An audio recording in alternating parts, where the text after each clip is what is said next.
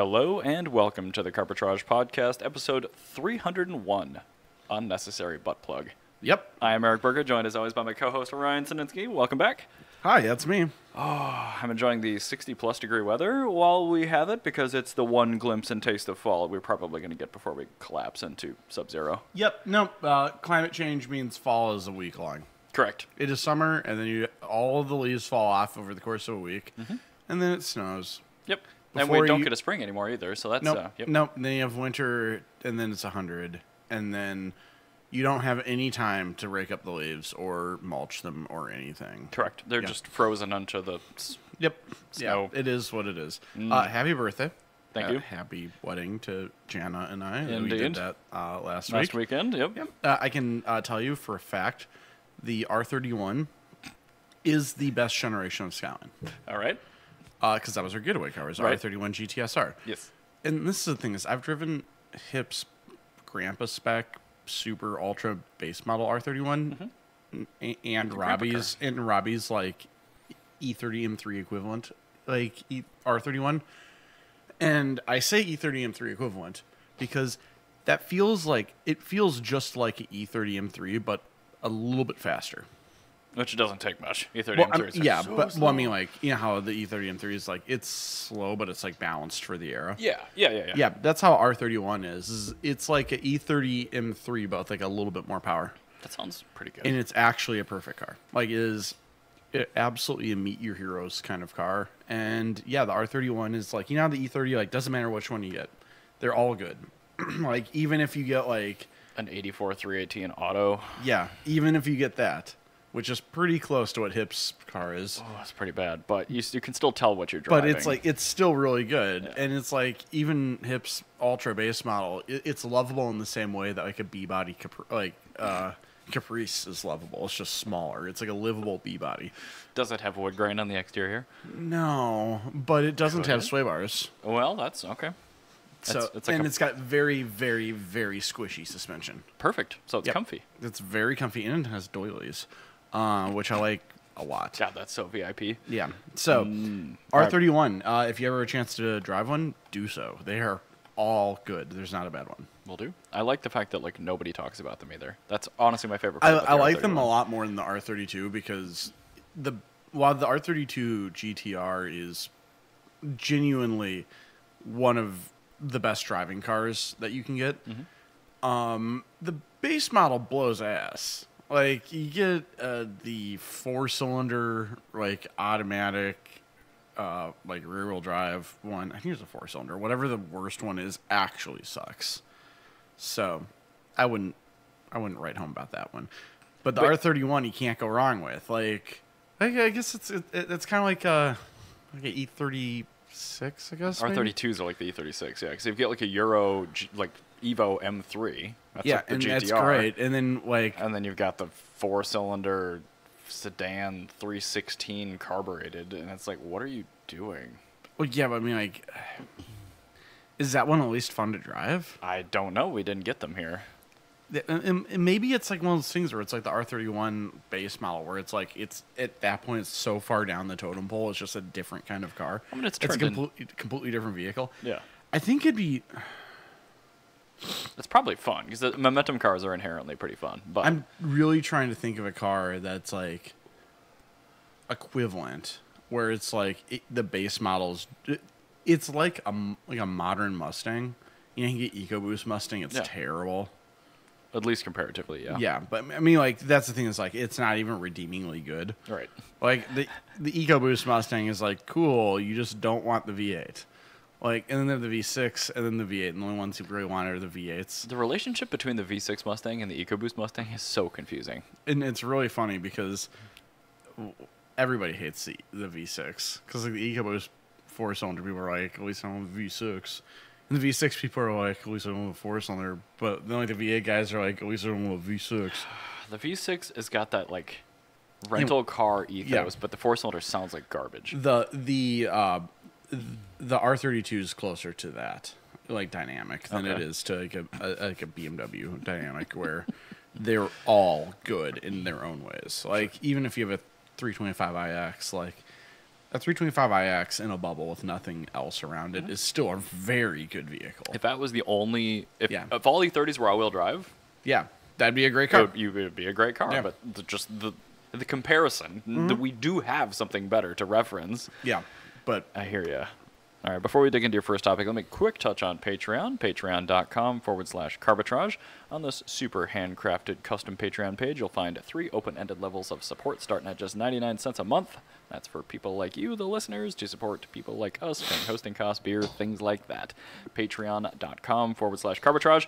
And on the topic of beer, I've got a ham sandwich. I got my Pepsi. Very fine. That's my lunch. Well, I had my quesadilla. I went to Supercar Saturday this morning, and all I had was coffee, so I hear you. I should have gone to that. I woke up early, but I decided not to. That's all right. Because I forgot it happened. I didn't remember until yesterday. Yeah, There's Cars and Coffee tomorrow morning, though. They're actually doing one St. tomorrow? Paul. I'm pretty sure because Community shared it yesterday. Oh. Which is why I saw it. Okay. So I'm pretty sure. I thought last time was the last one. But I think the forecast was better than they anticipated, so... Okay, yeah, cool. Well, I'll let people know that. Yes. Anyway, I will head out to that. No, it's okay. So funny thing, after I drove the R31, Yes. the next vehicle I was in was Johnny's Mirage. Mirage, hell yes. Wow, what a juxtaposition of Japanese vehicles. This is different. It is different in every way. That's like getting out of the Murcielago into the Rolls and then into the Model S is like, this is strange. No, it'd be like getting out of the Murcielago into the Rolls and then into a Fit. Oh, yeah. You're just like, wait. What? Well, I've done everything just now, so... Okay. All right. So Toyota, before you scroll down any further, Well, you they do not haven't need seen to it play yet. that. You do not need to play that. Toyota had a press release Right. about some new battery tech thing they're doing with Idemitsu. Okay. They have a new a new substrate for the battery, and if you scroll down, you'll see how there's solid electrolyte. What is their solid electrolyte? The solid electrolyte looks like something that is sold at a truck stop. Sounds like you go to the Smitten Kitten and buy it. Yeah.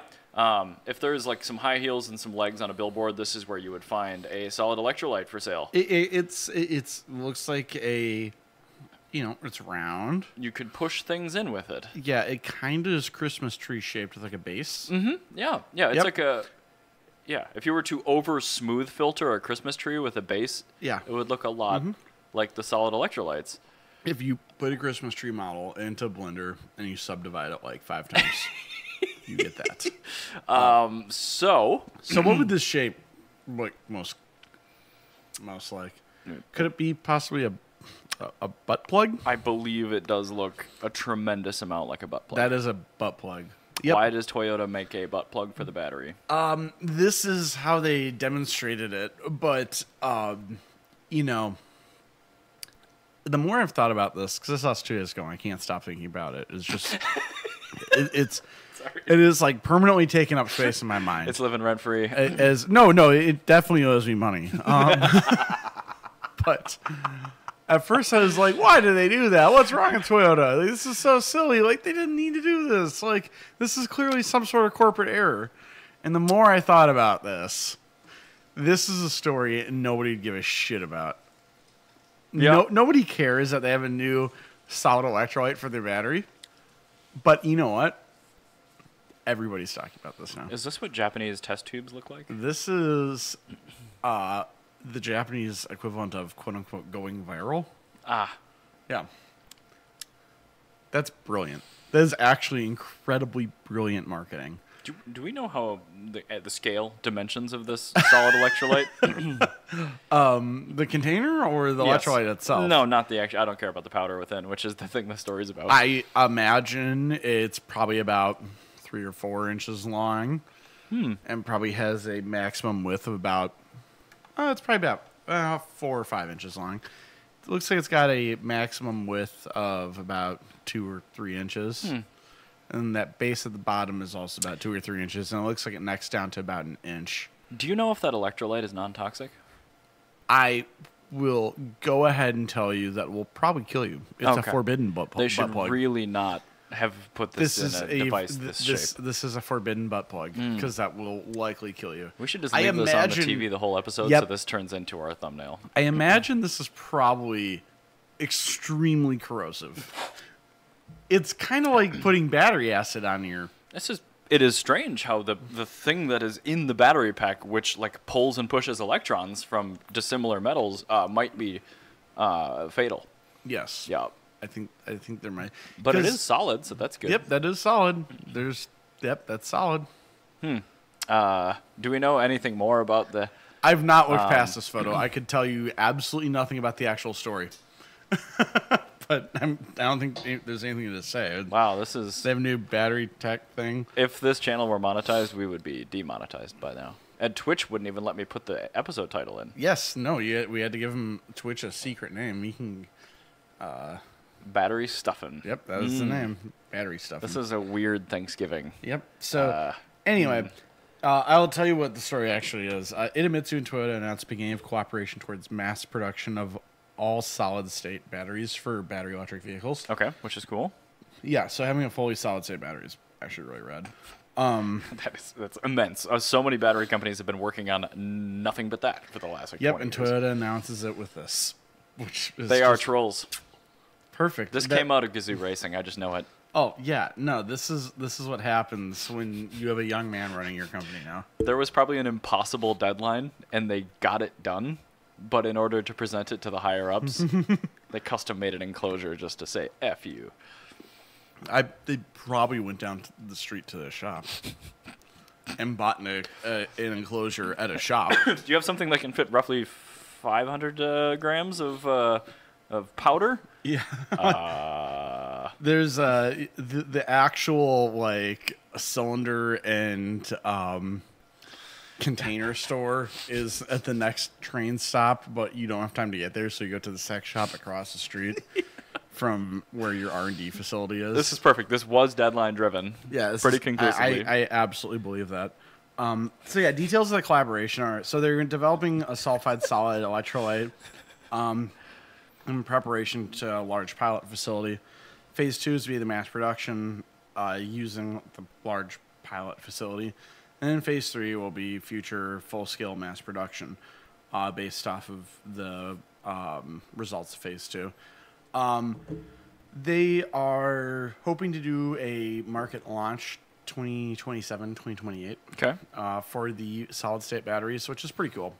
It's actually cool that they've been very close to the chest about, or quiet about all their EV stuff, because everything you've heard from Toyota lately has been doing, just hydrogen stuff, which is cool. Right. I mean, this is the company for the last several years, up until very recently. It's like, we're not doing EVs. But now they are, and they have to do this behind the scenes. And I think they've been doing this. I think that Toyota, but the thing is, 100%. Toyota didn't tell anybody about the Prius before they dropped the Prius. Right. And Toyota didn't really tell anybody about this until they dropped it. Your only hint at this was when they had that EV swapped AE86 test car. Yeah. That they tested against the hydrogen car. So got Toyota's a bunch of trolls. Yeah, and so this is how they drop it. It's actually Oh, and also, it is Koji Sato. So this is also, I believe, Koji Sato's first press release as well, since taking over from Akio Toyota. Well, this is setting the tone pretty well for me. Yeah, no, Koji Sato is my new favorite. This guy's great. Like, it's way better than Mary Barr. Yeah, no, he's actually doing great things. They also have the entire presentation that Koji Sato gave about this tech, but this will be cool in the future. So yeah. Solid also butt electrolytes plug. are cool. Yep. I would love to know more about the chemistry behind this, but I'm sure they won't divulge that just yet until it's patented and things like that. So yeah, no, you gotta keep a tight plug on it. God damn it. Well, I can't segue the plug, but I can keep talking about batteries. Well, you got the plug on campers here from the look of it. I do have the plug on campers here. So this story made me think of the 1960s deck boat trend and how these super duper heavy inboard outdrive boats and these cars with really bad, mostly drum brakes getting, essentially the duty of pulling these things around, that necessitated a new technology before things like electronic brake controllers and electrohydraulic trailer brakes came out. So they developed something called surge brakes, which effectively just puts a floating tongue on the trailer and it puts a brake master cylinder inside. So when you hit the brakes, the master cylinder compresses and it applies the brakes on the trailer. That's fucking brilliant. It's genius. Surge brakes are hilariously genius. But now electrification's taking a page out of the 1960s technology, and they're putting essentially a load cell in the tongue of the trailer. They're putting a battery pack and a motor inside of it, and that thing has its own powertrain. So not only can it regen to like help with trailer really sway, cool. it won't reduce your fuel economy or otherwise range on your vehicle. I also think it'd be absolutely hilarious. It gets wet and your trailer just drives off.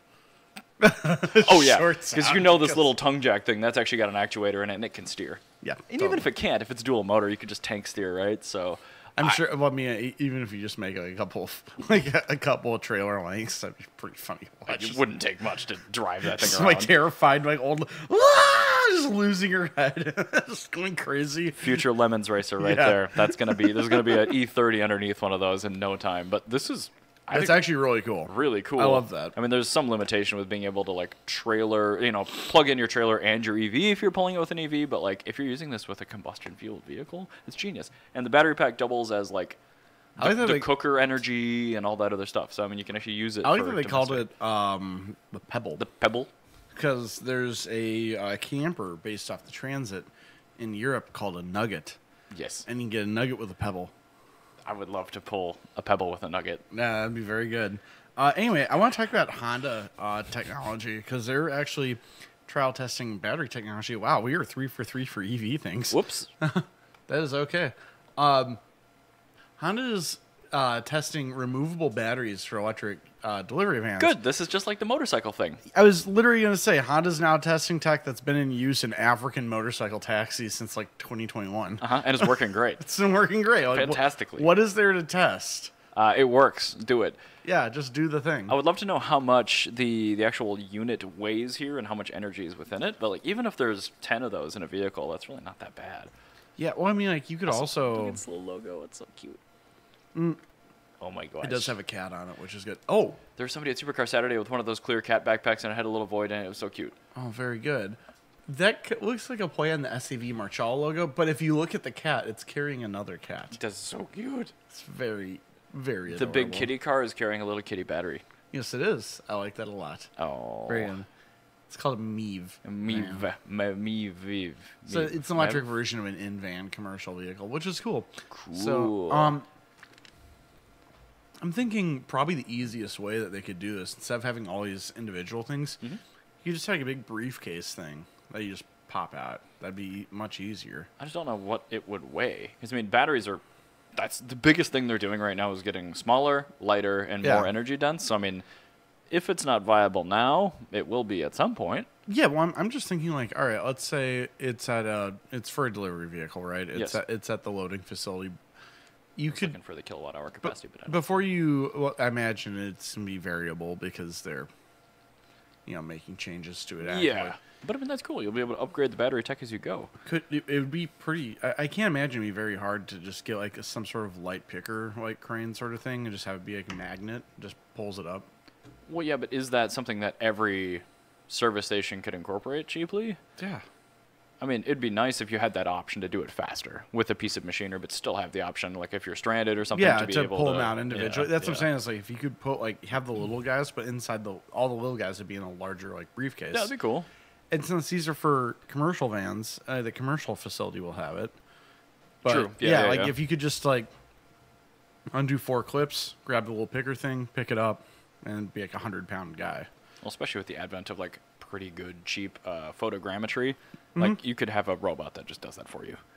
Yeah, very exactly. easily. Yeah. Because it's going to know exactly where this is. Well, I'm just saying, like, it sounds ridiculous to have, like, a picker for, like, because it's not, you don't need a whole engine crane. Right. You need, like, a fairly light, crane. Yeah, we're talking maybe a couple 100 pounds versus I'd say, 1,000. yeah, even if you keep it, like, down to 100 pounds, each battery pack weighs, 20 pounds a pop, and then you have, like, a 20-pound container that holds them all. So that'd be a full 100 right there. So you could just have a little magnetic, you just undo 4 clips, magnetic picker crane thing comes down, picks it up, lifts it out, you pop a new one in, and then being 100 pounds, you can still position it perfectly. Right. And then you can pop the clips in, and then you're off you go. I mean, I can imagine them making all those interlocks pretty chunky too, so Yeah. there would be some room for error. Exactly. I think like if you could, any reasonable designer could design it so it'll just slide into place. If they had like 4 centering posts or something like that, I mean, it would fit pretty well. I think it'd be a good way to do it. Or even if you had like you drop back the rear bumper, I think just have it slide out like a pizza shape sort of thing. Shoot, what car? There were French cars, I think, that used to have the spare tire like in. Yes. In a little. That was a 205. Or? No. What was that? That was Panhard. Panhard. Yeah. Interesting. I think I've seen that on a couple other cars too, but like that's a great idea. Like Yeah. having a separate compartment for crap like that, and especially when it's easily accessible and And a you just slide it reasonable right load out. height. Yeah. Like that'd be perfect, and especially if it's something like a battery where you can just like easily grab, and then that way you could just get basically a modified like kind of like forklift sort of thing. Yeah. And then lift you table. just like a lift table slides in, clamps onto the sides, pulls it right out. Yeah. And then you can just have a couple like handles that like basically battery cutoff switch things, like old parking brake handles. You pull them out, twist them sideways, push them back in. It could do both That would be things. the Why locks. not? Yeah. Well, I mean, it would also be a lock as well. And yeah, you could just slide it in and out, and that'd be way easier. And then people can just do it at the gas station. And if Sliding in and out, doing it. Yeah. Centering Butt plugs. plugs, yeah. Yeah, no, this would be an episode of Innuendos. I'm about it. It's whatever. Episode 301, the Innuendo episode. Oh my god, dude! I just looked at the next store and it's also electric related. This is ridiculous. So let's talk about some more EV stuff. Electrification, why not? So I have to keep on this until it's finally a standard because I still have zero clarity about the NaCS connector and whether or not it's actually an open standard yet. But in the meantime, other companies that don't seem to care, BMW Group and Lexus.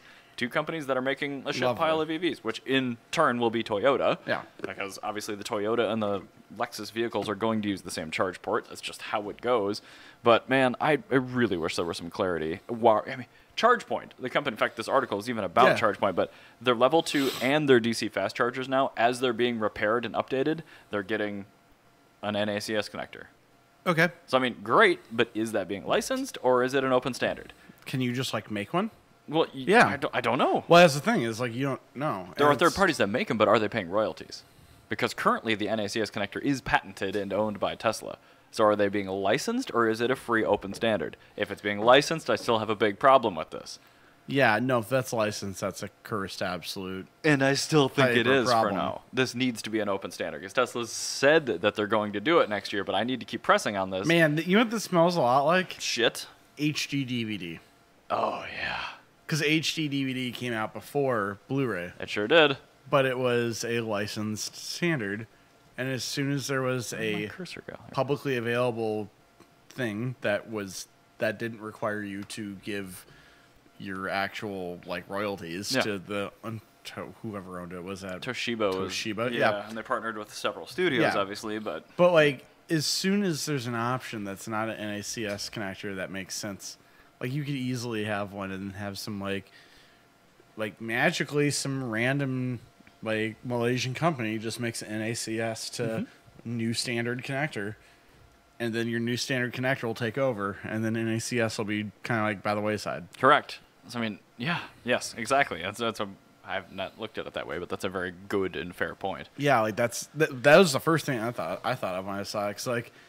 Because then you're going to run to this whole issue where, cool, now you have this entire era of cars where everybody had NaCS connectors. And just in North America, too. And just for North America, but it's licensed, and now there's a new standard that's not licensed.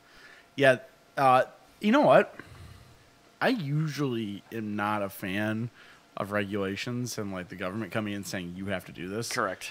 I think it's about damn time that the DOT mandates a standard. Oh. Because this is the thing. Fuel stations are regulated. Why the hell shouldn't this? Yeah, why? Yeah, like you mandate 5-mile-an-hour crash bumpers. You mandated nipples on headlights for the entire 20th century. Like, even though they weren't used after the 60s. Like, Figured out a way to engineer around that. yeah, like, what the fuck? Like, there's so many stupid rules that they have, like minimum headlight height and stuff like that. That's why we couldn't have like xenon headlights for a long time. That's why I still think we can't have laser headlights. I'm pretty sure that's still against DOT. That's also why if you look at the NaCS Scorpion in America, it had pop-up headlights. Very fine. Because they had to raise the headlight height Oh my god. inch. Yeah, like it had to raise the entire headlight height 1 inch, so it gave it pop-up headlights for the U.S. market. But they were still there. Oh my god. And they just gave it a physically larger headlight, and they just angled up like that. They just like twisted up like 45 degrees. It was made by Lancia. Like 30 degrees. Yikes. Yeah. At the, And engineering. also, the first generation CRX had that too for the very first year. Because of that same rule? Yes. Interesting. I wonder how many other cars were like that. I bet there were a few. There's a lot of cars. That's why we had flip-up headlights. That's like why it was a thing. Was because like you could lower the overall front end, give it the wedge shape front end, while still having your minimum headlight height. Wow, that's such a horrible reason to have something so awesome. Yeah, no, they're very cool, but cursed reasoning. Wow. But no, this is a time in which I think the DOT should step in. But, our government can't figure out how to do literally anything. Correct. So I doubt that will ever happen. Oh my god, talk about how many regulations are just parked in bills, getting sidestepped because there's additional legislation being shoved in there. I hate it so much. That, and it's like nobody wants to compromise with each other. Like, it seems like it's getting worse too, but I don't know if it actually it's is. so cursed. Like I've been following this this House Speaker thing in Washington, and it's just like I kind of have too because it's crypto related now. But so I've been following it just because like I don't know, I just listen to the news passively while I'm at work, and I like watching dumpster fires. And this most certainly is a dumpster fire. This one is rolling down the hill, very much on fire. And so basically the TLDR is Jim Jordan ran for House Speaker position, got just shy of enough votes to win. He's like 5 short. Then he ran a second time, and he was like 10 short. So he peeled off voters that previously voted for him. And then he ran a third time, and it got even fewer votes, so he just gave up. And his whole thing was, we're not going to compromise. We're going to be Republicans. And like the Democrats are like, we'll vote for anybody that's willing to compromise. That will work with us. Well, what was wrong with McHenry? He was the same thing where he didn't want to compromise on things. I figured he'd be better than what's our representative from Minnesota? Tom Emmer. Fucking Tom Emmer. I know. Yeah, he's a slug. He's a terrible human. I just hate that he's so aligned with me on crypto. I'm not voting for crypto, no, but I vote for human rights. Yeah, no, he's a terrible human being. He also has no spine. He's like Paul Ryan, where he just he'll bend to like the slightest amount of pressure. Yes, correct. Yeah, like anyway, sorry, this got but it's just like this is one of those things where it does require some amount of flexibility within our officials, and they're not willing to do that. Correct. And it goes on both ends of the aisle, too, because like the Democrats also have several people that are just refusing to work with the other side. Looking at you, Maxime. And so like there's like I understand like human rights, like that being like a zero-sum game. Like, no, you are or you aren't for human rights. Like, I get it. Like, it's not a gray area. Yeah. There's no gray area. But like, if your thing is like the Green New Deal, where you're like, hey, maybe we should, let somebody make a coal like power plant like in the middle of fucking nowhere where it doesn't matter for anyone. Also, it's still heavily regulated. Yeah. So, yeah. But in return, we get everything we want with it, like EVs and like a standard for for chargers. Like, that would make sense. And like, you don't even need legislation. Honestly, I'm pretty sure that the DOT could just like do that. They probably could. Because they did that. It doesn't need to be like a federal law. Yeah, they did that with highways, and then the government had to turn that around. Like the government actually like mandated that. They're like, no, you actually need to roll back this 55-mile-an-hour rule, which is hilarious. When everyone hates it, it doesn't last long. Yeah, but like, that's the thing. It's like they have the ability, and like they can always just beg forgiveness instead of beg for That's true. permission. It's legal for a price. They just end up paying the fine anyway. Yeah, so just do it. So it's stupid. So that's really silly. Well, you know what? I'm going to break up this train of EV news. Okay. And we're going to talk about Porsche for a second, because me bringing up a Porsche thing is really weird, isn't it? It is. And This that's is a beautiful piece of kit. aftermarket cylinder head that you can add to your air-cooled 911 that would turn it into a 24-valve engine instead of a 12-valve. And it would let it rev to 12,000 RPM bottom end. Oh, right, notwithstanding. With a modified bottom end. You could rev it to 12,000 RPM. Well, that's kind of cool. That's extremely rad. I did know just from watching like some Chris Harris clips that there are now companies that mass produce 24-valve engines. Yes. For, really specific like singers and stuff like that, but I didn't know that they existed outside of their bespoke cars. So this is really cool. Now you can get a cylinder head for that. And I just think that's about the coolest thing in the world. So it's from Swindon Powertrain. Really it's from Swindon Powertrain, which is like a British company. It's a British company. It's made of aluminum and with CNC machined heads and camcrests. And they were this is the company that made the engines for like the last 3 BTCC championship winners. Yeah. Which is pretty rad. Apparently the engine weighs less than the original 993. Oh, that's kind of cool. Cylinder head, I well, guess. we have CAD now, and we can just like tell what parts of it are not necessary, and then not make them. The price is $36,300. Which it comes with a 12-month warranty. Yes, which is an insane price. However, if you have a 993, you have money. Mm-hmm. And if you have a 993 and it's blown up, you're already spending a whole lot of money to rebuild the engine. $36,000 is kind of a drop in the bucket. Also, rebuilding air-cooled engines is really expensive. The OS Geiken twin cam 24-valve cylinder heads for the L series like engines for Datsuns. Oh, first time hearing about that. You've never heard of that? No, that's really good. I know OS Geiken as a company. It was a bevel-driven. Oh my god! Cam oh my god! Oh, stop! I can only get so erect. Those they made a handful of them, and they did sell a few, but since they've been discontinued. God, that's like the modern Arden.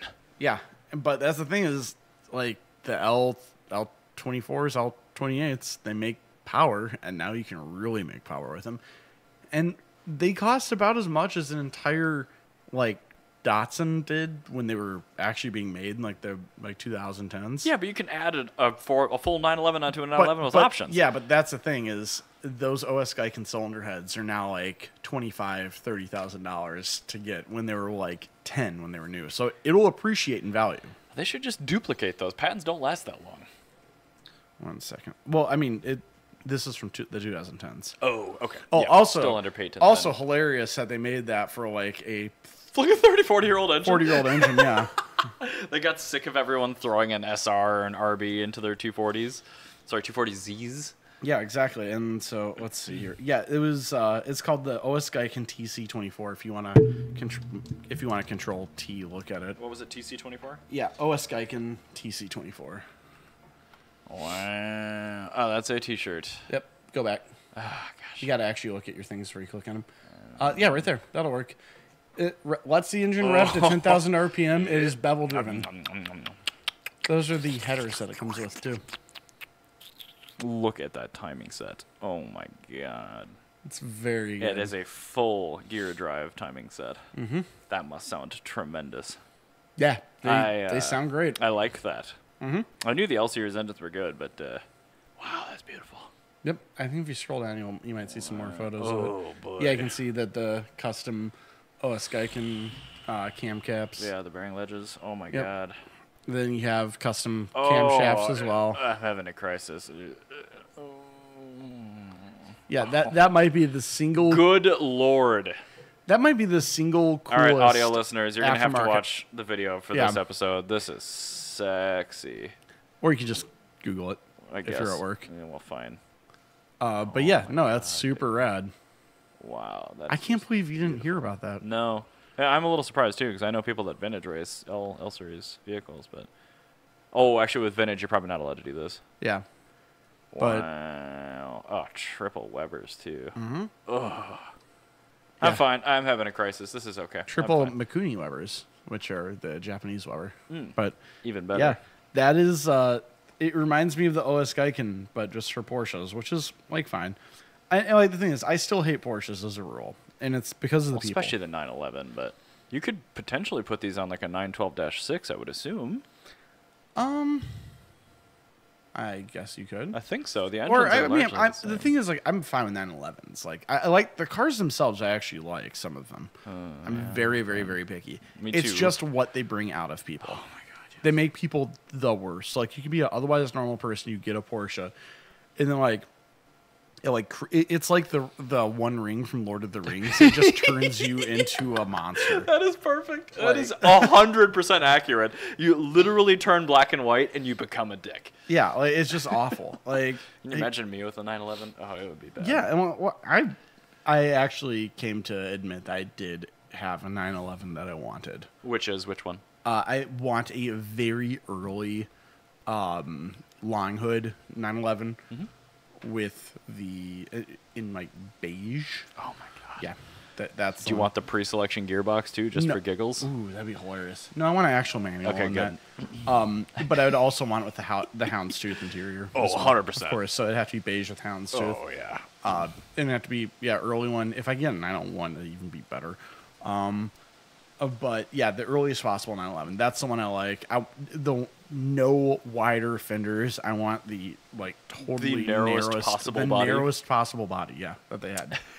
So the ones that even Singer won't touch because they're too narrow. Yeah, I want one of those. I would like a 964 RS America. Yeah, that makes sense for you. Well, that's not a 911. Oh, that is a 911. All right. But the reason why I love that car, it was the cheapest 911 you could buy in 1993. The Oh, RS really? America, they gave you less shit and they charged you less for it. That's perfect. Yeah, that's the one you want. And they're worth more than the turbos now. So yeah, good. right up my alley. All right. Yeah, that's actually pretty cool. So since we're on the topic of which 911 would you tolerate, that would be my choice. All right. Yes, that's a good decision. Oh, speaking of modern cars I do want, the A91 has been spotted in GR MN, guys. Oh, they made a Masters of the Nürburgring. Meisters. Meisters. Yeah, Nordschleife, Nürburgring Nordschleife. that's what it is. So what this is, it's a Supra, but they've fitted it basically with M2 competition underpinnings, which means it has the better S58 engine, which means this thing's going to make like 500 horsepower now, which who cares? But it also means the better manual transmission.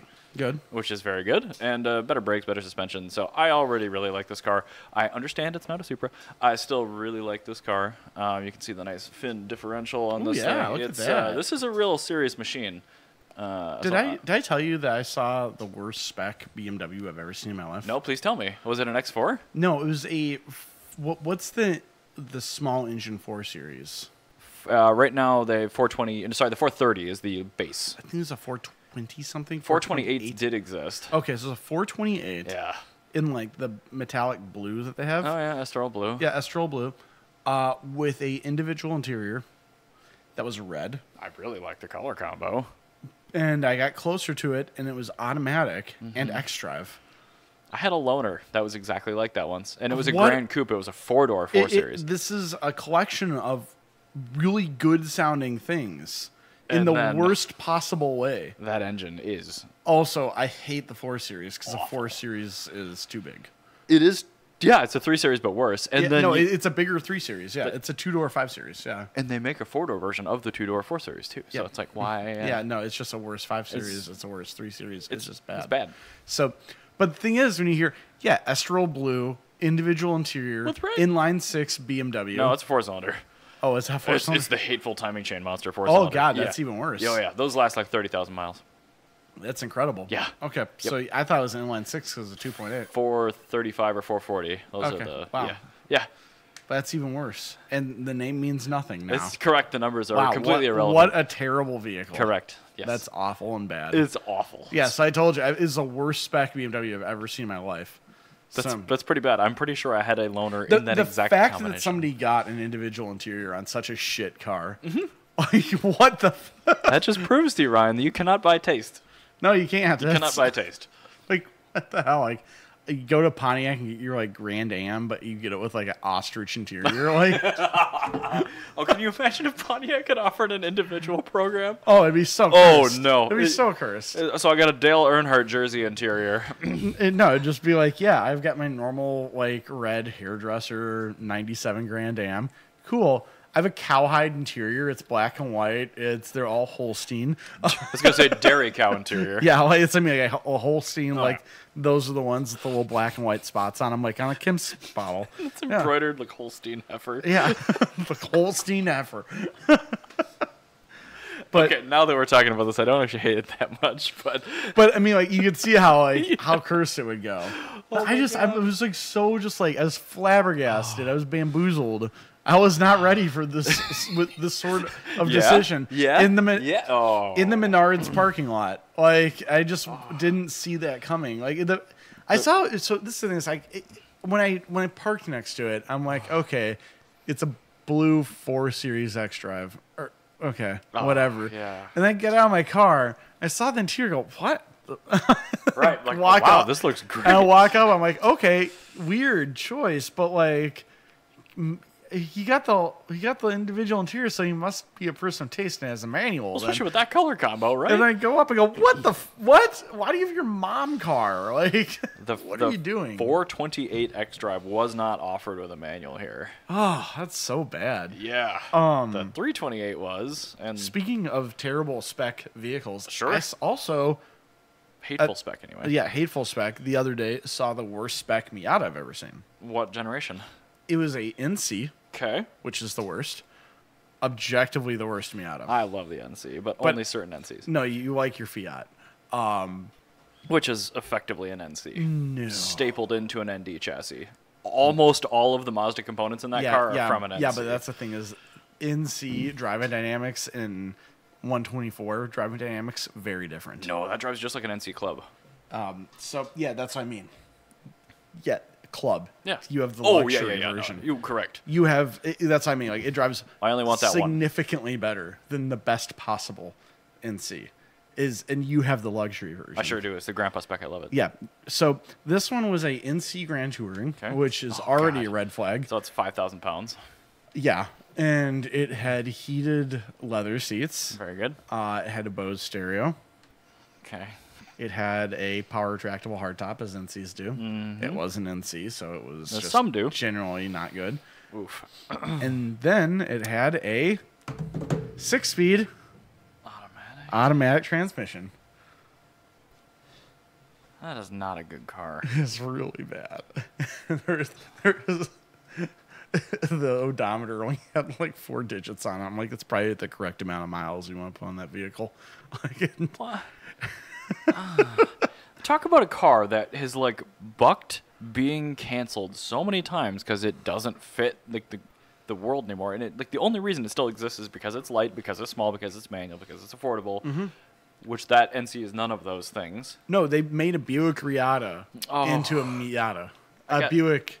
I saw one of those on the road the other day. I could see Buick the CRT Miata. That's through very cool. the window. I'm like, yes. Well, see, the thing is, the Buick Riata, like that's like nostalgically cool because it was like so terrible and of the era.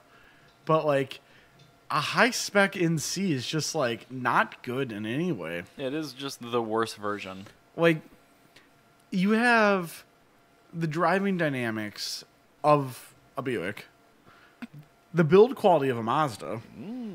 That's just, Rusty. yeah, rusty and mostly a Ford. And then, yeah, a Ford engine while we're at it. Like, it's just not that great. But, like, when you see... Delicious. So, the Grand Touring, or whatever it's called, has, like, 10-spoke, 17-inch wheels. And I swear, in the late 2000s, the way of designating I have the tasteless, like, up-spec version that's targeted at retirees was multi-spoke wheels. That's what my car is. Yeah. The Lusso still has those wheels. Exactly. But, like, with your car, like, again, you still have the Fiat 1.4 turbo. You still, Such a good engine. yeah, that you have an engine that makes the car infinitely better. It is so much more fun. You have a much better body Like, the bodywork looks a hell of a lot better in NC because NC looks terrible. Nobody likes how it looks. That's why there's not even a body kit for the car. It's like, just you go to the web link and it just redirects you to the ND. It's just it's a whole lost cause of a car. That's why they just gave up and started over. And then they're not even cheap because, like, all the people that own them, they treat them like Plymouth Prowlers, and they all have, like, less than 20,000 miles on them. And they're all not desirable, and they're all expensive. They're just not good cars in any way. That, like, counteracts the just because it's rare doesn't mean it's valuable deal. Yeah. Like, it's rare because nobody bought it, but somehow it's still valuable. So the only thing that I enjoy about the NC Miata, there is one about the NC Miata as a whole, is you can get the Club Sport, which is the good one. And then if you want more power, you can either put in a Mazda Speed 3 engine or save all of that money and put in a Ford Fusion 2.5. I was going to say, just put in the 2.5. Yep. A Ford Fusion 2.5 would just go in and it's like $300. Plus, you can get a cup with a soft top, and those are only 2,400 pounds, so it's only 80 pounds more than the and then ND. you get the 2.5 liter, and then you actually have kind of a cool car. Well, the stock engine was still 180 horsepower, so it wasn't terrible. Ooh, not with automatic. Oh, yeah. Oh, dude, same thing with the 124. It's hilarious how much they had to nerf that car to get an automatic it in there. was like 150 horsepower. Like, it is so much. Like 155, I think. There's no room around that gigantic Eisen 6-speed, so they have to, like, make the drinking straw exhaust. No, it was actually just for the transmission, yeah. So this huge, heavy transmission is too weak for the full, spicy 180 horsepower? Apparently, yeah. How the hell does it survive behind the Fiat engine? I think it's the same trans. I think it's probably just like reliability, like long-term reliability, and Fiat has a shorter warranty period. But, like, I think also, you know what it could have been? You know what? This is the era in which Sport Compact Car had all their editors, like, working in the R&D team. Oh. Maybe they just nerfed it on purpose. They're just like, you're not going to notice. Fine, but it's totally fine. You really shouldn't buy this. I have to make this because my boss is making me. Why is the automatic 4 seconds to 60 slower? Wow, it's terrible. It's a bad automatic transmission. Maybe we shouldn't make it. I don't know. Why is this? Oh, so why do we need to make 20 less horsepower? I just am not faithful with the automatic transmissions to survive the warranty period. Eisen says it's okay. Within our testing, we have found that Eisen's lab results do not correlate to real lived experiences. You're just reading the internal memo of the NC development. The guy from, like, Sport Compact Car is just like, I really don't want this fucking thing to exist. This is so dumb. This is so stupid. It's like a Bose stereo. The Bose stereo is actually just a Polk stereo with a Bose sign stapled onto it. Which, let's be real, is better than Bose. That is better than Bose, but, like, I hope that's what I have. It's not like with Lexus, when you got a Nakajima stereo. Nakamichi. Yeah, Nakamichi. Thank you. Nakajima is an airplane company. It's different. It's and a also, Subaru. I'm actually fighting an issue with our ES right now, which has the Mark Levinson sound system. Well, that's not the Nakamichi. It's not the Nakamichi. What happened with yours? The amp apparently goes bad in every single one of those, and it's different. Oh, I'm glad I don't have that one. Yeah, I'm glad your ES does not have that stereo. Because the Pioneer amp in yours does not ever fail, ever. Yeah, no, it sounds great, too. I was, like, rocking out to the Mortal Kombat soundtrack on the way there. Of course you were. Because the Mortal Kombat soundtrack is pretty good. You talk about, like, a soundtrack that's better than the movie. Like, like there's some movie soundtracks that get, like, a lot of credit. Like, people love the Fast and Furious soundtrack, and people love the Hackers soundtrack. The Hackers soundtrack, like Matrix soundtrack. Like, we really should not sleep on the Mortal Kombat soundtrack. The theme song is, like, one of the greatest, like, theme songs. It gets you amped, too. It is a great theme song. It's Mortal Kombat! Dun, dun, dun, dun, dun, dun, dun. Yeah, it's great. But, like, they also had, like, Sepultura, and they had, like, Typo Negative, and, like, a bunch of, like, cool, like, heavy metal bands. Like this is great. This soundtrack is just the music that I listen to. Music of my people.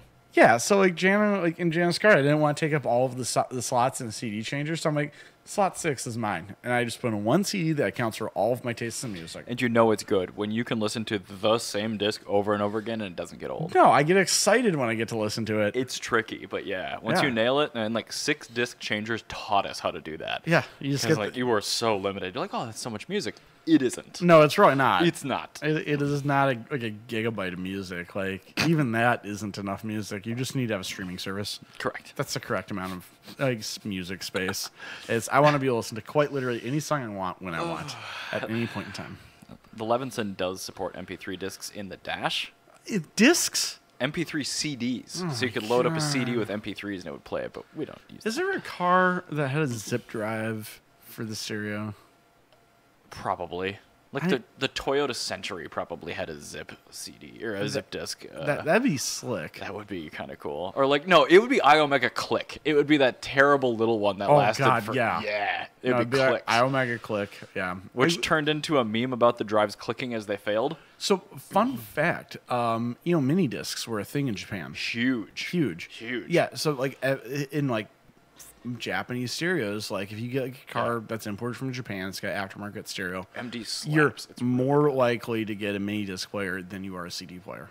And actually, so much better. Yep. So the reason is in Japan is they were easier to live with because you had limited space to live with, and you already had the 12-inch record. Why would you not just take a CD that's this big? And it was durable, and it was still digital audio, so there's better sound quality, and then you would also just rent the song that you wanted to listen to. So if you wanted to get like a single from so you would just rent it from and then play it until you hate it. Yeah, basically. And return it. Yeah, you just return it. It's like Blockbuster for music discs. Yeah, that's exactly how Japan treated that. It's just a la carte radio. Yeah, and I thought that was like super clever. And I want a mini disc head unit now. Yeah, no, you can find them. A lot of people that have no taste rip them out of their cars. I hate that. So you can actually find them. The Ferrari needs one of those. So the best part about the mini disc head unit players for Japanese vehicles is Japanese radio frequencies stop at 92 megahertz. Okay. Which is perfect because that you get NPR. Yes, that's all I want to listen to. There's not a single radio station, all of Minnesota, over 92 that I want to listen to. I don't want to listen to KQRS. I don't want to listen to classic rock. I don't want to listen to KS95. I don't even know what's on there anymore. Cities 97 is... Stacy are gone, so I'm done. Yeah, like... Cities 97 is now just the current with commercials. And like Radio K is fine, but Radio K I'm pretty sure has they've got two channels. So they're 90.3. So yeah. No, Radio K they have their 100.7 and 90.3 sure, yep. Channels, so I'm fine. I can listen to jazz music on 88.5. I can listen to the current. I can listen I'm trying to think. KMOJ is also accounted for, so I can listen to rap music if I want. Like it's great. Like that's the way you want to do it. There's nothing that I want to listen to above 92 megahertz. I can listen to nothing in Brexit because it's from the UK and the radio spectrum stops at like 87. Oof. Yep. I need to probably do something about that. You should get Japanese stereo. Well, I should probably just put a factory radio, which I have like 40 of in that car. Oh, I need to take a photo of Rex. We were talking about... Well, it's right downstairs. I know. We were talking about ridiculous E30 wagons at work, and I'm like, oh, my friend's got one. I've made it terrible. Yes. Yes. Well, I mean, it came that way. Oh, I guess you did put that engine in, didn't you? Yes. I quadrupled the horsepower and changed nothing else, and it's bad now. No, it's good. Well, the longer I wait... The longer I wait, the more I'm like, I should just like figure out, like I need to get the 325 lower air dam, which has holes in it for cooling, because that's a non-AC 318s. Like all that shit was blocked off from the factory. That's probably and like a turbo S52 is running hot. What's the air fuel ratio you're running at too? Whatever the base tune on the OBD1 Miller War setup is, I don't know. I do have an AFR gauge. It's probably fat. Yeah, you're probably running really lean. No. It's not lean. It runs way fat. Okay, so you're not adding additional heat because of that? Huh. No. It runs hot, just cruising, doing whatever. Just existing. I barely ever hit boost, only just to like put people in their place. Yeah, it just runs hot. I put a 4-inch thick intercooler in front of the radiator, and it already didn't have any airflow, so I have to run the Polar all the time. Yep, that is why. So if I keep that car as is, it will get an air-to-water intercooler, and then I'll just put a heat exchanger somewhere where it can breathe. That's a good decision. Cool. Yep. All right, cool. Well, all right, we'll talk to you later. Bye. Bye.